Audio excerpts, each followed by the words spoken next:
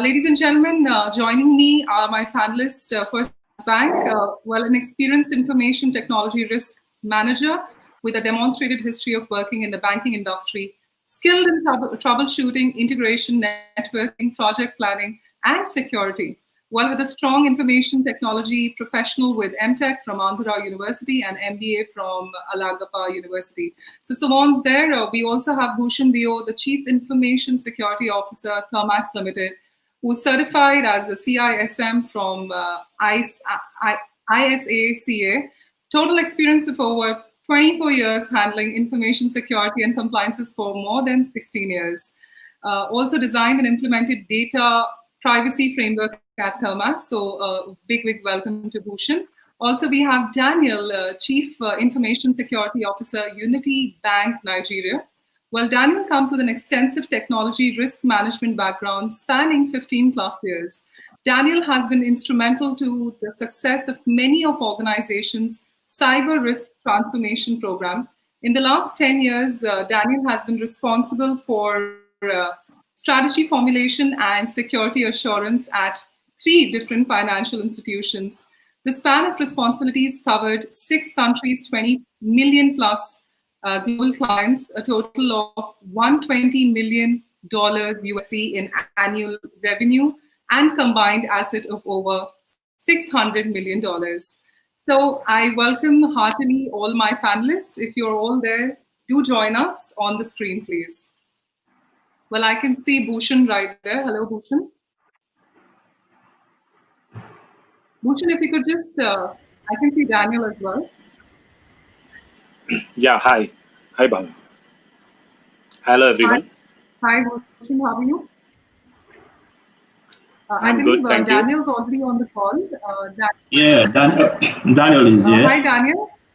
Yeah, good to see you, Bhavana. Good to see you. Yes. You're doing a great job. Thank you so much. Thank you so much. So, Daniel, I'm just awaiting the other panelists to join in. We have Daniel, we have Bhushan who's joined in, and let me just see who else is due for joining. So, ladies and gentlemen, meanwhile, remember this is the big cybersecurity show 2020. Before, we're going to have our panelists joining in. Daniel, if I could ask you this one question to start off with. Daniel, how are each of you dealing with the cybersecurity concerns in your respective organizations post-COVID? All right. Thank you so much again for the opportunity. Like you rightly mentioned, I'm dialing in from Africa. I think it's a privilege to join the elite community of CISOs in India. You guys are doing fantastic work. Over here in Nigeria, aside from being the CISO of a bank in Nigeria, I also belong to the committee of CISOs of Nigerian banks, where you have over 30 financial institutions. We all collaborate together to share information and ensure best practices implemented. So to your question, you know the trend. Even the big tech companies, Facebook, Google, they are all moving. Facebook the other time mentioned over the next 5 years, they will move a certain percentage of their employees to working from home. So it's it's been different from the way we know it. Over in Africa, in Nigeria, somebody actually call it the rush as it is, because right now we're moving a vast majority of employees that are not used to working from a remote location, to working from home. Several of these employees, even though they have policies in which we refer to as to what they need to abide by, but we still have to retrain them, and they need to learn new things when it comes to working from home. So the risk is emerging, we are learning with it, and also we're implementing new technologies to ensure that our attack surface is actually reduced. Thank you. Sure. Bhushan, could I have your comment on the same, please? Yes, so I think from morning we are listening to all CISOs, and I believe the response would be kind of similar for everyone. Being from the manufacturing industry, Thermax Limited in Pune, there is no such of a, what you can say, regulatory or compliance requirements, but still we have gone for our ISO 27001 ISMS framework, and we got certified also in the last December. And I feel that has given some background for us to be prepared for such kind of incidents, even though not fully. But yes, I think we had already implemented security by design or privacy by design in our network. And that's how I don't think we had much of a changes required in our setup to face this challenge of COVID-19 or work from home challenge. We were kind of already prepared. Now I would say HR is preparing that how work from home policy can be implemented from the employee perspective. But IT point of view, I think we were kind of prepared. Yes, now we are making certain more changes and security changes settings in our setup. But we were kind of prepared, touch wood, good to say that. Sure. Also, moving to my next question is, is there any increased security risk from remote working? In the ongoing pandemic, we all are working out of homes. Some are working remotely in their offices. So, what's your take there on that? Could we have Daniel first take that question, please? Sorry, Bhavana, do you mind repeating the question again, please? Yeah, sure. So, Daniel, my question is that is there any increased security risk from remote working? Since in the ongoing pandemic, we all are working from home. So, could you please answer on that? All right. Thank you for that. Right now, you have employees that are used to working from a workstation or a laptop within the corporate network. Right now, they've actually moved out of the network. For some of them, they could just be connecting from a coffee shop, and they're using an unsecure wireless connection. Typically as IT personnel, what we normally do is to segment our servers in secure zones. But right now, if you have this employee connecting from his mobile phone using a wireless network, it's as though you're extending your secure network to that wireless network the guy is connecting from the coffee shop. You have users using their laptop and, as it were, downloading corporate data. Some of them highly confidential to a palm or a pad, or even a laptop that is not is a BYOD device. Also, we have cases in which people that are not used to working in an enclosed location, physical location, they're actually working. Maybe they left their laptops, unattended to, and you have people, catching in on that. So we're dealing with a massive escalated threat. What we've done from a banking perspective, for my institution, is to revisit our strategy all over again. The strategy that was applicable about 6 months ago, we have to review again, given the fact that we have to do so much testing right now in terms of business continuity to ensure that should there be an issue, which we expect will be, like in cybersecurity, we have two companies, those that are breached, those that are not aware they are breached, they are compromised as well. So we have to plan, should there be an attack, how do you recover? Working with our MSSP provider, we've done some several tests to ensure that should there be an attack, we can actually recover on time. So to your question, the threat has been escalated. We have a larger attack surface right now on our enterprise, but the good news is we are ready for it. Thank you. Sure. Thank you so much for that. Bhushan, what's your take? Is there any increased security risk from remote working? Could you have a take from you as well? Yeah, so actually you have used the right word here, that instead of saying that earlier we were talking that there was a network as a perimeter and everything within the network or within the office, people were talking about threats, that okay, this threat coming from ransomware or that threat coming from hacking. Now the landscape has changed and now people are talking about risks rather than threats. So that is the change I think it has brought in. because yes, the factors have now changed. People are using home desktop laptops or personal devices, and they are accessing office applications through those devices, of course whatever is permitted through that, and definitely there is a risk. So rather than looking at some solutions which will protect the devices, we are now looking at protecting the data leakage. So data leak prevention or data loss prevention has come in picture, and that's why data leakage risks are we are thinking more on that. And the best fact is even the management is now interested in knowing all such risks, the solutions around that, and the more budget for that. So I think for security teams it has given some additional advantage as well. Absolutely, that's very interesting. Now, Bhushan, just before I move on, there's another question I have for you.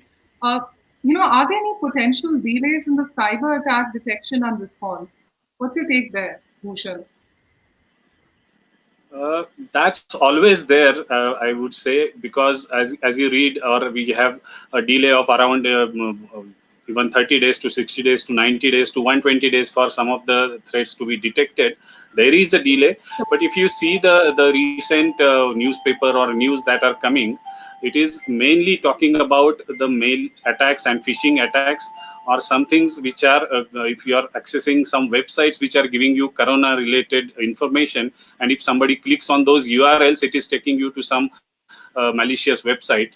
So I think those threats which are very easy to attack the normal user, they are increasing, and there I feel it is happening immediately. You are coming to know that you are hacked or something has happened, and that's how you can then make users aware about it, that don't click on such links, don't click on such emails which you are feeling suspicious. And then I think we are taking care of those threats. They are getting detected very immediately in the news also. Sure.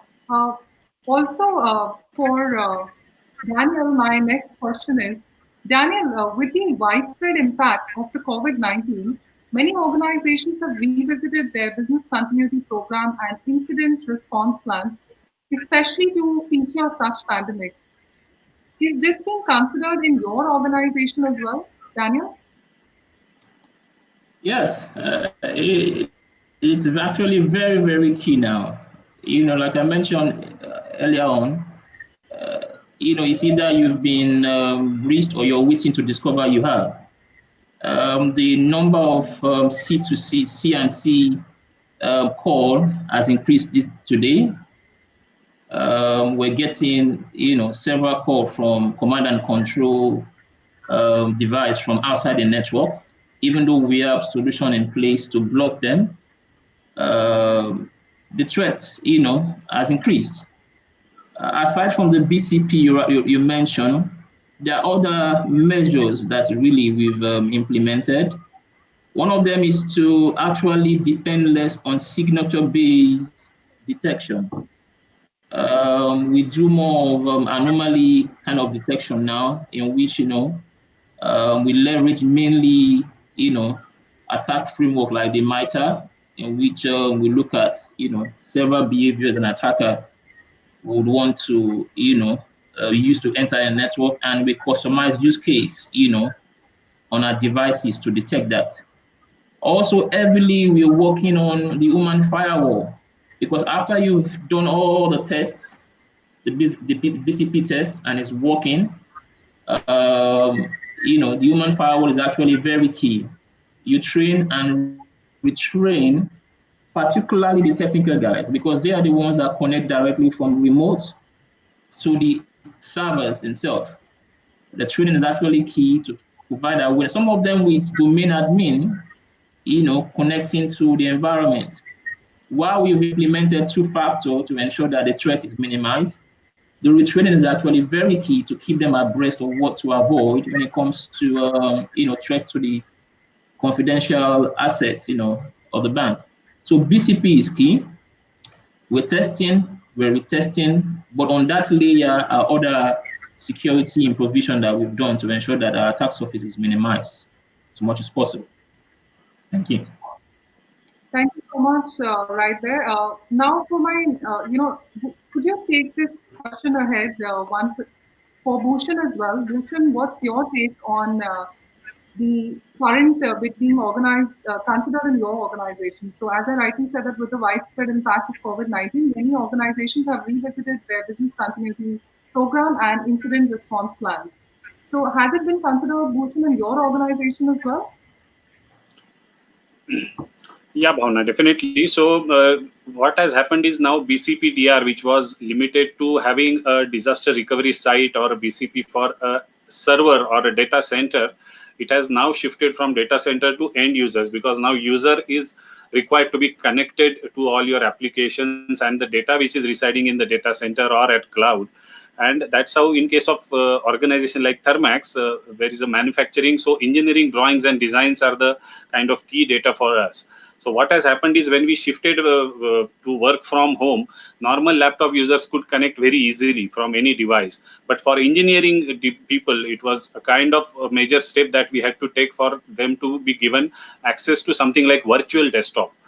And virtual desktops which are kept in the office, the machines which they are already using in the office, remote access of those, secure remote access of those desktops was given, and that's how the engineering operations were continued. And that's how I can say that that was a main business continuity for Thermax. That was a major change from server BCP to a client BCP. That's what I would say. And from incident response point of view, yes, the policy of remote working became very important. We kept on flashing various newsletters, emails, messages to all users that you should do this, you should not do these practices. And at the same time, at the bottom, the InfoSec ID was always given, that whatever you feel, any suspicious activity, if you have any query about any email, you should report it on this email ID. That's how we call it as a security incident. So we changed incident response from something like a tool to that email ID, and we keep on checking those mails and replying to the users, because they are at home and they are maybe not aware what to do in case of any suspicious activity. So yes, it has changed, definitely. All right. So also we have some questions pouring in from the viewers as well, the audience as well. I'm going to be leaving. So Amol and Tapas have asked those questions, but I will just wrap up with one more question from my side before we move on to the audience, who's been very proactive in asking you these questions. All right. So another question from my side is, what are the top 5 cybersecurity trends that are emerging in the times of COVID-19? What's your take there, Bhushan? Could you take this? Yeah, so top 5, I don't know whether I'll be able to tell, because for us, what has been earlier also important and today also is the phishing mails that keep on coming. But having said that, if it is a threat, users are well aware. Rather, it's a kind of, say, I would say jokingly also, that some mails sent by HR through a different ID, users are reporting that, okay, whether it is really a genuine mail or not. So touchwood, the users are also being made aware, and phishing mails keep on coming, asking to make some payment from some ID to other ID. That keeps on happening, and that's the major threat that I would say. Other threats are like, okay, somebody clicking on some URL while browsing something. And third threat, as I said, something related to data leakage or somebody copying the data on the personal device. That is where I think all those technologies of MABCDE, what you call mobile access management, mobile browser management, mobile content management, mobile device management, and mobile email management. So all those things have taken a priority now. Though we have not implemented all of them, yes, we are planning to implement. The budgets are being adjusted accordingly, because now that is taking the priority, work from home and BYOD. So threat-wise, yes, phishing mails and URLs are the 2 top threats that I would say for Thermax. Sure. Daniel, what's your take on that? What are the top 5 for you in terms of cybersecurity threats which are emerging? So I actually was asking in terms of trends which are emerging, Bhushan, but nevertheless, Daniel, if you could talk on the trends, please. Yeah. I think Bhushan has mentioned the core ones. Added to what Bhushan has mentioned, I think also the threat of management of technical vulnerabilities is actually very, very prominent at this stage, because even while we're working within a non-remote environment, each time you do vulnerability scan, you keep having systems that are not up to date in terms of patches and gaps. That for me is actually very key now. It's one of the top risks that the banking sector is facing. Also, issue of baselining for servers. Daniel, we've lost you. Hello? Yeah. As a sense in a rush. So the fact that you want to approach the agile approach, a lot of times the technical guys may not go through the required step. So for us, that's a risk, and that's why continuous testing of those platforms, has become mandatory. So aside from those two, the phishing threat, like Bhushan mentioned, is actually a prominent one right now. Social engineering is key right now. And maybe to add one more to it, I wrote one more here.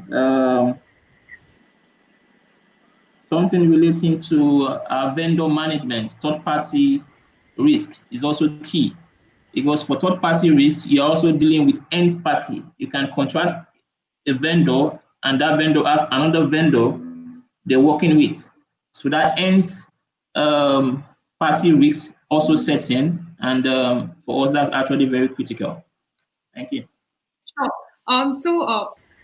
Gentlemen, I'm just going to take a few questions from the audience as we have a few more minutes to wrap up with our panel discussion. The first question is from Tapas.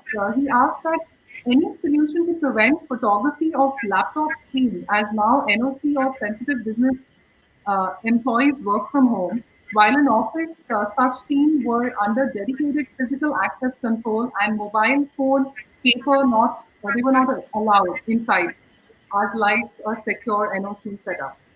So could Bhushan or could you take on this question, please?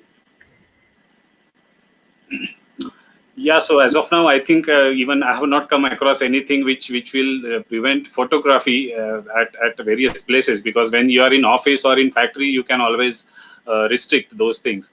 But if somebody is accessing some data or even the drawings and designs, in our case, from your laptop at home or outside, you cannot prevent, right? I mean, it will click the photo. But yes, there are solutions available which will prevent taking the screenshots and then passing it on somewhere. So definitely photography, I don't think so far can be prevented, because that is the ultimate threat to any security, I would say. But yes, screenshots can be prevented. Daniel, I think you can give your views also. That's true. For most of, excuse me, for most of the application, if I understand the question perfectly, for most of the application that we deploy that manages financial transaction, allowing screenshot capture is actually disallowed. Even when you go out of session, maybe you go in the background and you're trying to view some other screen, viewing that screen of that app, is disallowed. Those are some of the checklists that we put in place as some of the secure parameters each time we're rolling critical application like a financial-based application. So those things are given, as much as possible, you try and secure based on the risk of the infrastructure you're dealing with. You apply those kind of what we call stringent requirements.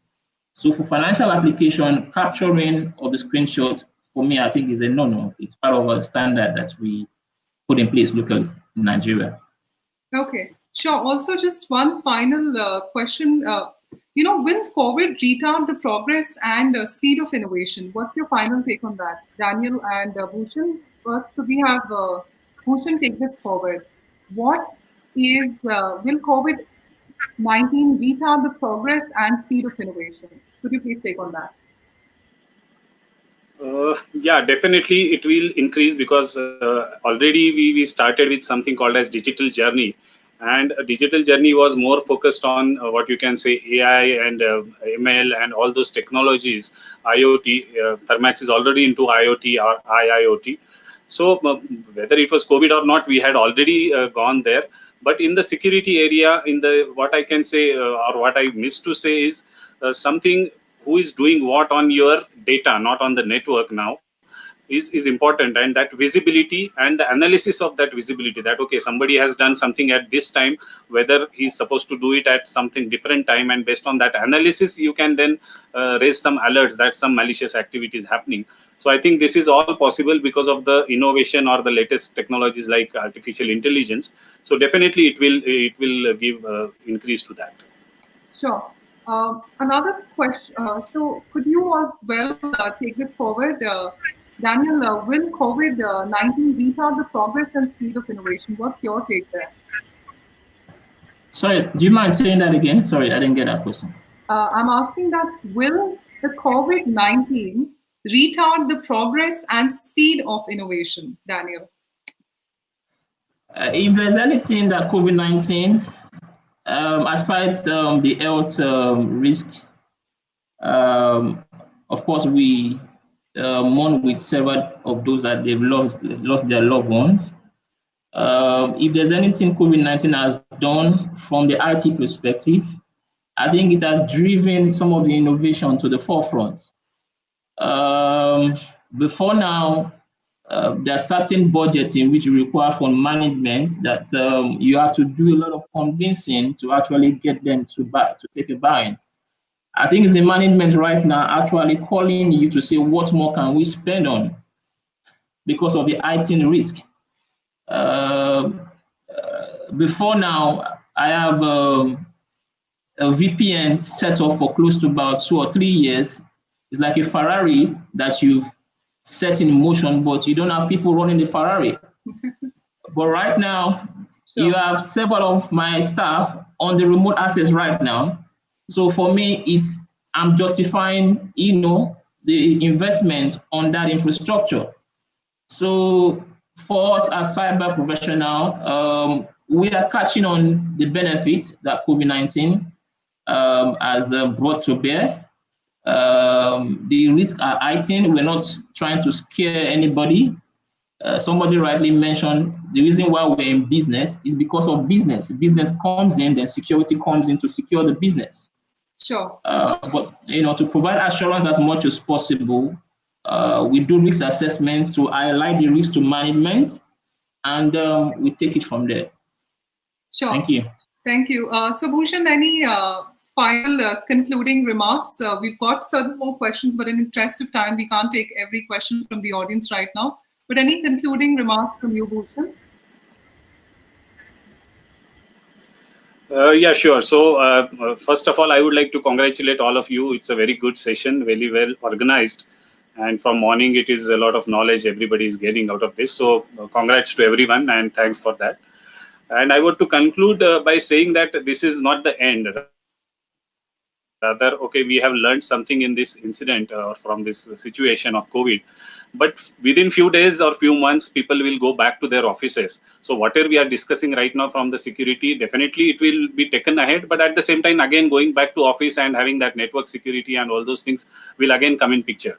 So all those things, there should be a checklist prepared. Already we have done that when people start going to the office, since there are devices which were out of the office network for almost say 2 months, 3 months, we should quarantine them also, check them, ensure that their patching, antivirus updates are done, and then only take them into your production network. Otherwise, there will be another virus issue that will start in the office, which we should avoid. So I think we should take that takeaway or make that checklist. And thank you again. Thanks to all. Thank you so much, Bhushan. Any final concluding remarks from you, Daniel?